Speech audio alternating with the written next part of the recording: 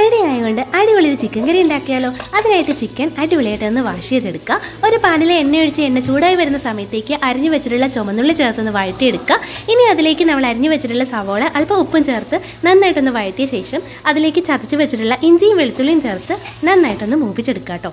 ഇനി നമുക്കിതിലേക്ക് ചേർത്ത് കൊടുക്കേണ്ടത് അരിഞ്ഞു വെച്ചിട്ടുള്ള തക്കാളി, പച്ചമുളക് ചേർത്ത് തക്കാളി ഒന്ന് അലിയിപ്പിച്ചെടുക്കും വരെ വഴറ്റിയെടുക്കുക. ഇനി പൊടികൾ ചേർത്ത് കൊടുക്കുക. അല്പം മഞ്ഞൾപ്പൊടി, മുളക് പൊടി, മല്ലിപ്പൊടി, ചിക്കൻ മസാല, ഗരം മസാല ചേർത്ത് പച്ചമണം മാറും വരെ ഒന്ന് വഴറ്റിയെടുക്കുക കേട്ടോ. അതൊന്ന് മൂത്ത് വരുന്ന സമയത്ത് അതിലേക്ക് അല്പം ചെറു ചൂടുവെള്ളം ഒഴിച്ചു കൊടുക്കുക. ഇനി ഇതിലേക്ക് ചിക്കൻ ചേർത്ത് നമുക്കൊന്ന് മൂടി വെച്ച് വേവിക്കാം കേട്ടോ.